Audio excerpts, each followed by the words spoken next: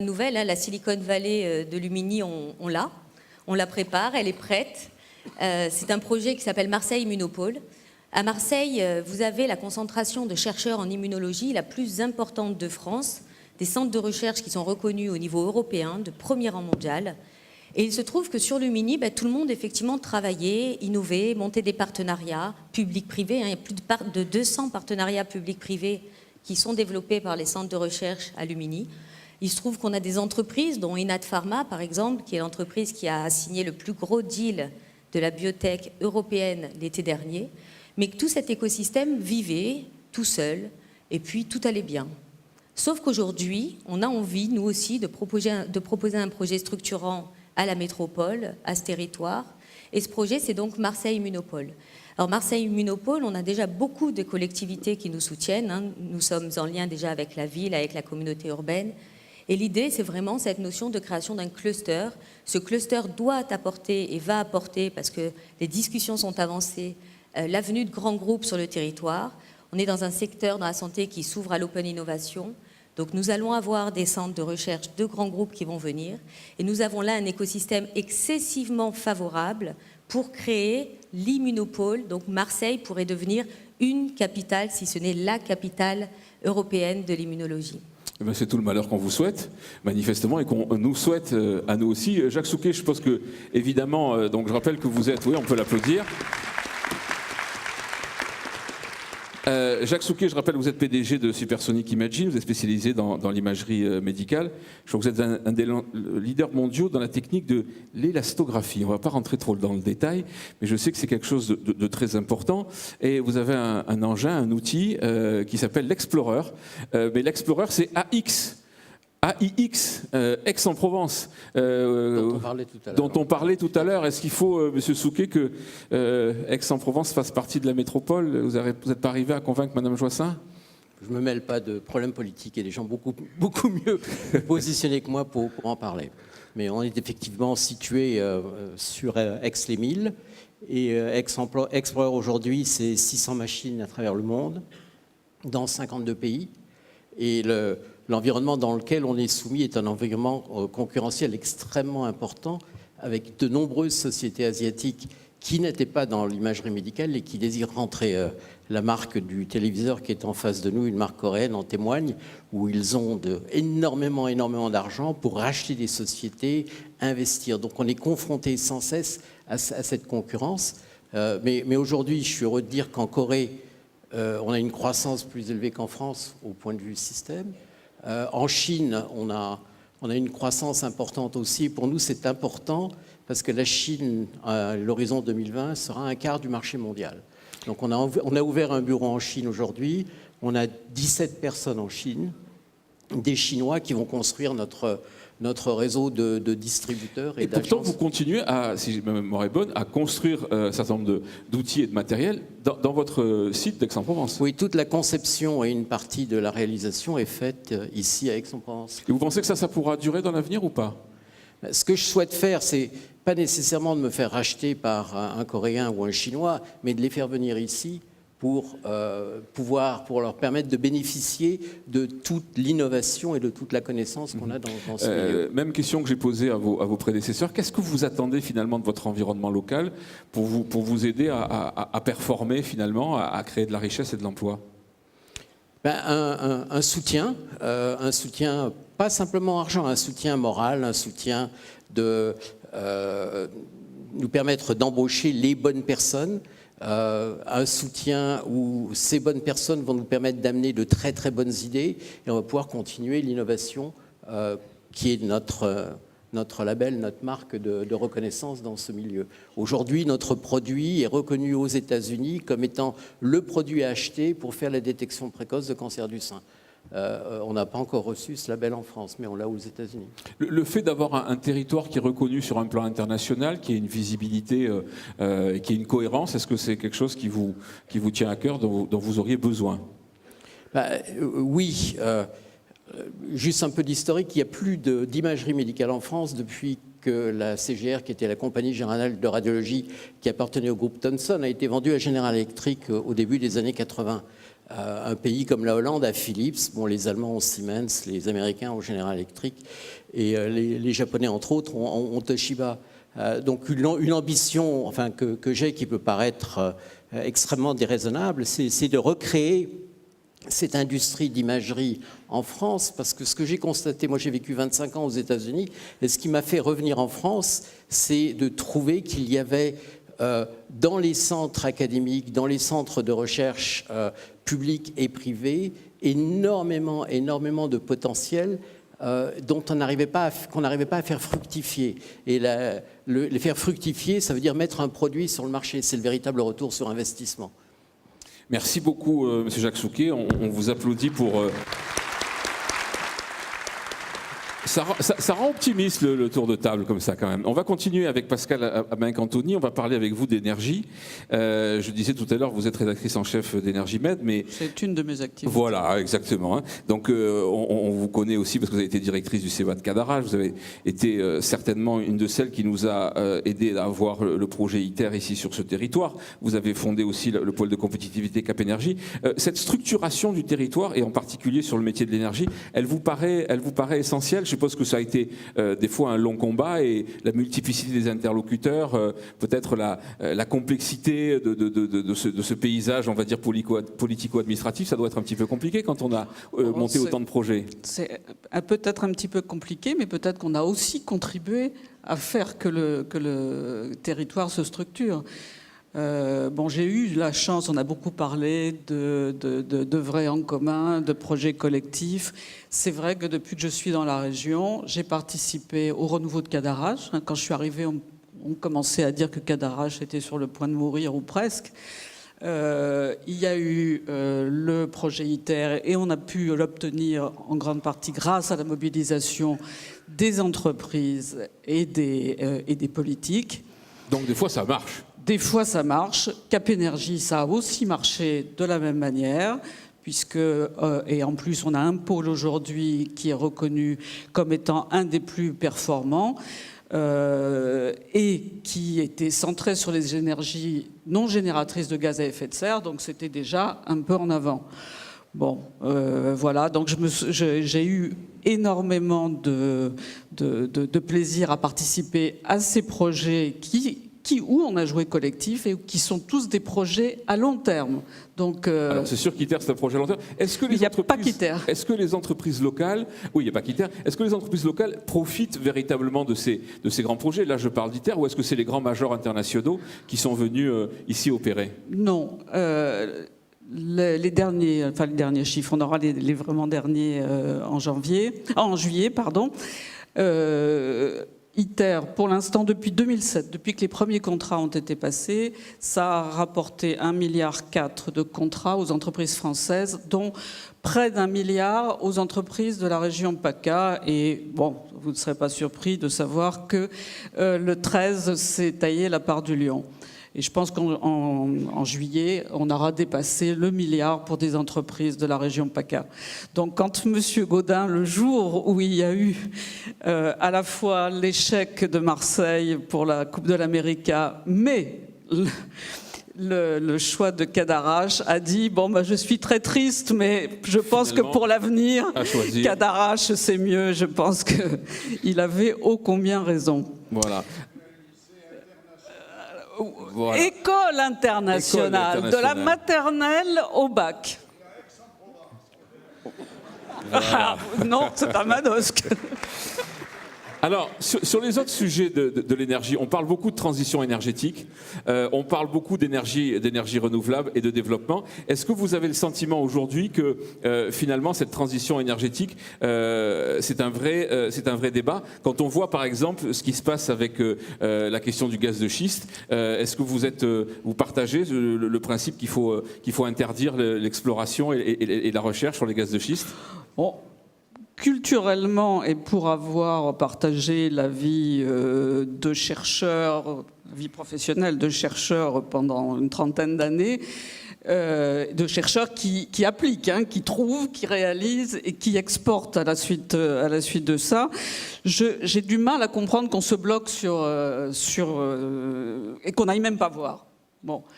Qu'on n'aille pas voir, qu'on n'aille pas voir ce qu'on a, explorer. parce qu'en fait, peut-être qu'on parle en l'air et qu'on n'a pas de ressources vraiment exploitables. Bon, maintenant, il faut savoir où, hein, dans quelles conditions, quel est l'environnement, et, si possible, trouver des méthodes qui soient les moins pénalisantes pour l'environnement. Bon, il y a la stimulation par propane, par exemple. Est-ce que c'est une des solutions qui est déjà exploitée? Il peut y en avoir d'autres. Enfin, en tout cas, il faut continuer à s'intéresser à ce sujet. Mais oui, c'est de l'innovation. Et même, il faut que nos entreprises, on a des entreprises qui sont très fortes dans la recherche pétrolière, dans la recherche gazière, qui sont reconnues à travers le monde entier et qui sont prêtes à investir aussi pour trouver des moyens. Vous voyez les États-Unis repartir avec des chiffres de croissance et là encore une énergie moins chère qui peut effectivement créer des chocs compétitifs ici, notamment en Provence. On a parlé de Camoine tout à l'heure. Ça vous fait réagir comment ? Bah, écoutez, c'est sûr qu'on entend un certain nombre de groupes français qui nous disent que maintenant, c'est moins cher. S'ils ont une nouvelle filiale, une nouvelle implantation à créer, on regarde à nouveau les États-Unis. Parce que dans les activités qui sont électro-intensives, ça devient un paramètre très important. Quand vous avez le prix de l'électricité qui est de 1 à 3, ça se discute. Hein. Bon, maintenant, on n'est peut-être pas les États-Unis, on fait partie des pays qui ont les plus grandes ressources potentielles de gaz de schiste, mais bon, il faut aller voir. Et puis, il y a aussi d'autres sources d'énergie intéressantes. Enfin, PACA est le premier pour le solaire. Hein, Dieu sait s'il y a 10 ans, on disait, mais enfin, que fait PACA avec son soleil? Bon, maintenant, c'est un fait, et puis je pense que ça ne s'arrêtera pas. Bon, l'éolien, c'est plus compliqué. Le bois, on a la deuxième ressource forestière de France, et qui n'est pas exploitée autant qu'elle pourrait l'être, même si là aussi les conditions d'exploitation sont quelquefois un petit peu difficiles dans les régions escarpées. Mais voilà, l'éolien, un petit peu plus compliqué sur la Méditerranée également. Mais il y a toutes sortes de il y a des pistes pour notre production, et il y a des pistes aussi pour l'innovation, et l'innovation qui peut conduire à l'exportation. Hein, on parle beaucoup de la Méditerranée, de l'Europe. Bon, il y a même IPMED qui a lancé l'idée il y a quelque temps d'une communauté européenne, méditerranéenne de l'énergie. Pourquoi pas, puisqu'on est en 2031, d'ici 2031, peut-être que ce sera fait, les réseaux d'électricité qui vont traverser la Méditerranée et qui vont amener chez nous l'électricité qui aura été produite à partir du solaire dans les pays du Maghreb. Alors, les pays du Maghreb, ça pose toujours des problèmes pour le financement, mais quand on voit aujourd'hui l'Arabie Saoudite, Koweït, les Émirats qui sont intéressés, et eux qui sont prêts à mettre le financement, peut-être qu'en 2031, ce ne sera pas si aberrant. Merci beaucoup pour votre témoignage. On peut vous applaudir. On termine ce tour de piste des filières d'avenir avec vous, Patrick Daher. Vous êtes président du port de Marseille-Fos. Mais avant, je vais m'adresser au président de Daher. Je suppose que le discours sur effectivement le projet Henri Fabre ou ITER, ça parle à votre cœur, monsieur Daher. Alors, l'un et l'autre parlent à mon cœur. Je parle du projet Henri Fabre d'abord. Le projet Henri Fabre, on est typiquement dans la problématique de la métropole. Nous, chefs d'entreprise, nous sommes prêts à investir, c'est notre job. Mais si on nous rend les choses difficiles, si nous avons simplement l'impression que nous allons avoir les choses difficiles, simplement le simple fait de l'impression, alors nous cherchons ailleurs. Voilà. Et c'est un vrai problème. Et il a fallu toute la force d'Eurocopter, la volonté d'un certain nombre de personnes, comme Gérard Gonninet, comme moi-même, comme le préfet, pour arriver, et comme Eugène Caselli, pardon, pour arriver à faire émerger ce pôle Henri Fabre. Là où, dans d'autres endroits de France, ça s'est fait en quelques mois. Voilà. C'est vraiment un point important qui, pour nous, chefs d'entreprise, est tout à fait significatif. Sur ITER ? Un mot sur ITER. ITER est une aventure exceptionnelle puisque on va chercher à recréer la possibilité, comme dans le Soleil, d'avoir une réaction nucléaire qui pourrait produire moins de déchets que les systèmes actuels de centrales nucléaires. C'est dans 50 ans, c'est dans 35 à 50 ans. Entre-temps, nous sommes 4 milliards d'individus sur la Terre à avoir accès à des sources d'énergie pour 7 milliards d'êtres vivants. Nous serons 9 milliards en 2050. On a deux choix.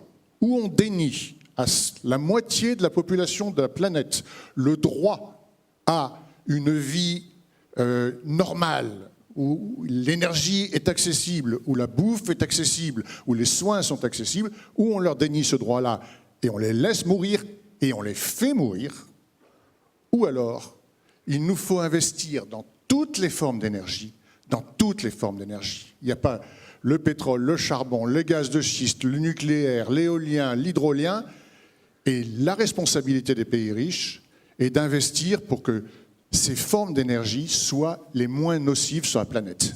Et c'est ça notre responsabilité de pays riches. Et donc cette région, elle joue un rôle majeur avec ITER Complètement. En termes de recherche. Complètement. Nous avons la chance d'avoir ces laboratoires, nous avons la chance d'avoir des chercheurs, nous avons la chance d'avoir des centrales de toutes formes.